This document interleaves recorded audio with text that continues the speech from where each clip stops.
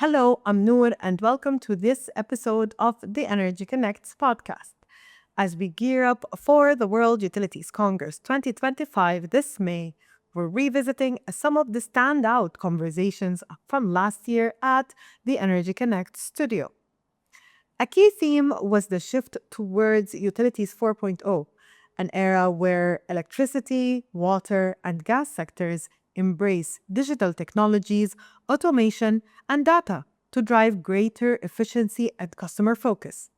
Built on Industry 4.0 principles, this transformation involves smart grids, IoT, AI, and cloud computing to enable real time monitoring, predictive maintenance, and smarter energy management. The aim: more sustainable, reliable, and responsive utilities with customers having more control than ever. In our conversation with Oxana Dankova, Global Energy Network Lead at BCG, we explored the future of renewables, the barriers in electrified mobility, and how AI and data are shaping power grids. Oksana is a founding member of BCG's Network Transformation Services team. She led efforts since 2015 to modernize energy networks. Today, she drives the firm's bionic network and zero-ready capabilities. Join us as we revisit this critical discussion, uncovering the future of utilities. Oksana, thank you so much for taking the time to be here with us today. Thank you. It's great to be here. Thank you for inviting. Thank you. So my first question is on what, in your opinion, are the biggest challenges within the renewable energy system, and how integrating these technologies in electrified mobility can push forward the energy transition? Thank you for the question.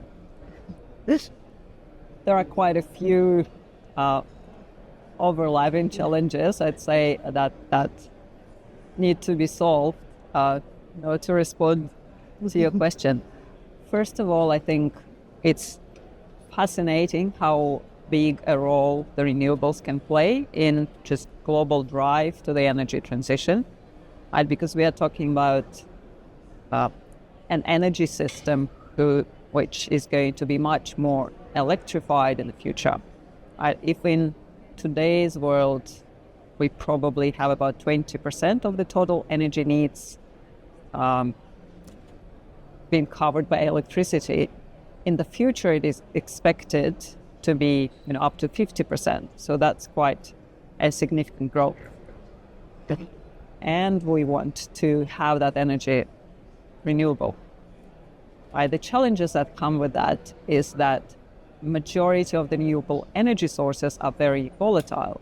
So they're weather dependent and they're cyclical, through the day, through seasons.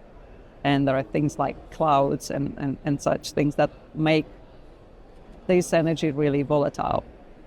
At the same time, being electric, these systems need to be balanced in real time at every point in time. So you really need every electron that's produced, generated, kilowatt hour of electricity to be consumed or stored at the same time. So it really puts a big challenge on us to either create systems that allow redirect these flows at the right time, in the right location, or having the right storage systems.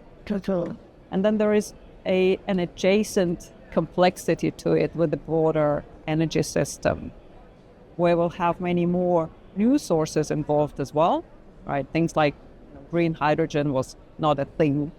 I'd always start using biofuels and other things. And there are trade-offs between these different sectors, right? So we need to be thinking, to produce green hydrogen, we need a lot of cheap renewables. If we have this renewable energy already, why would we use it to produce hydrogen, right? Did we satisfy all of our electricity needs already? Mm-hmm. And this seems to be a trivial task, right? But it's not, because we also are on the journey of electrifying a lot of our energy needs.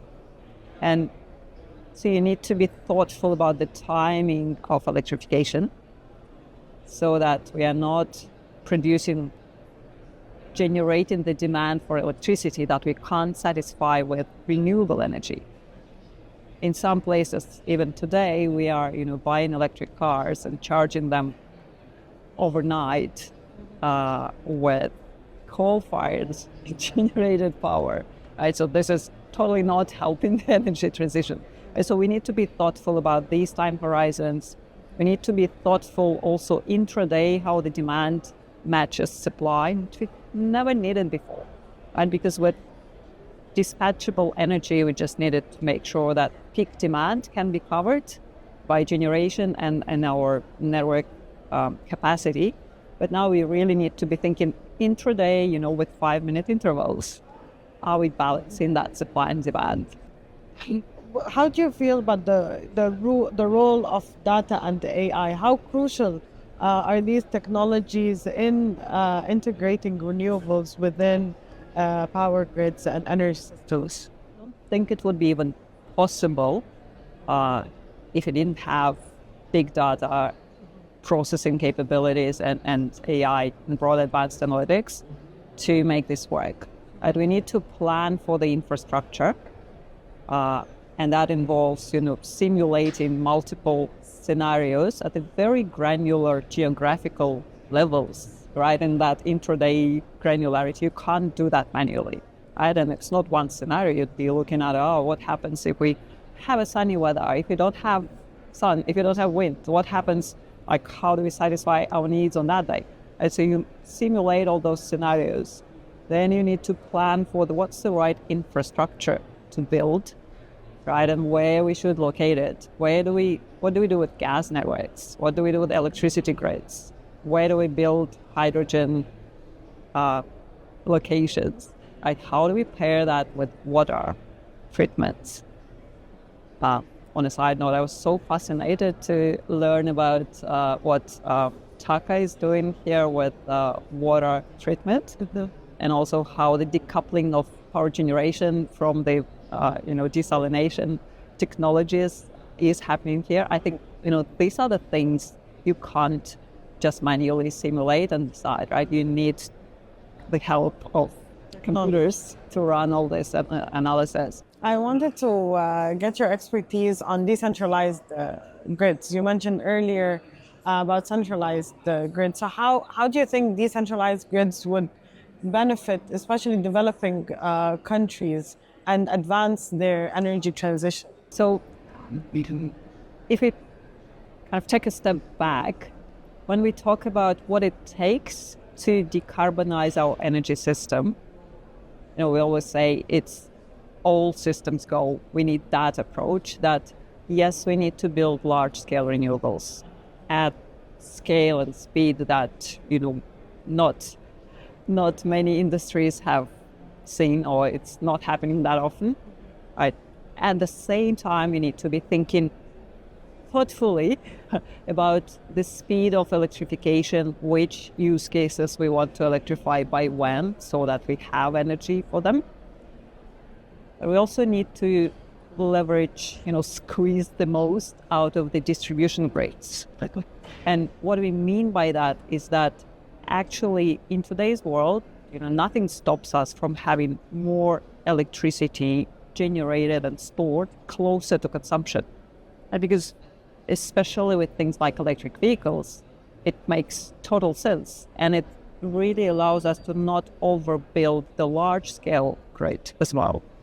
Because we could satisfy, close to half of the energy needs of distribution connected customers with just electricity that's, generated around them.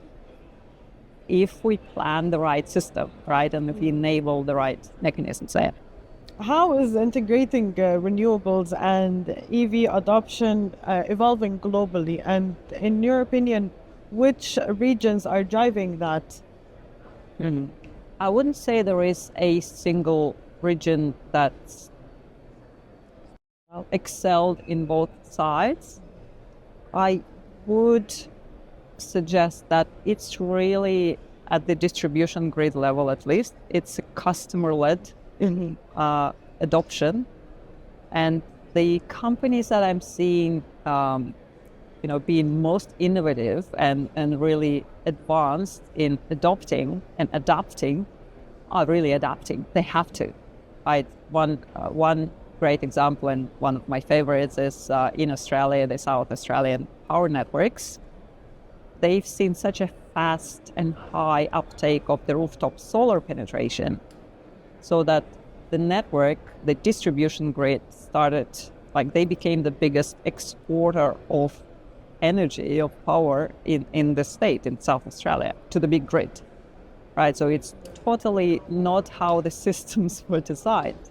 Right? So they needed to learn how to deal with this. Right? So you need to actually have some controls over what happens on people's rooftops.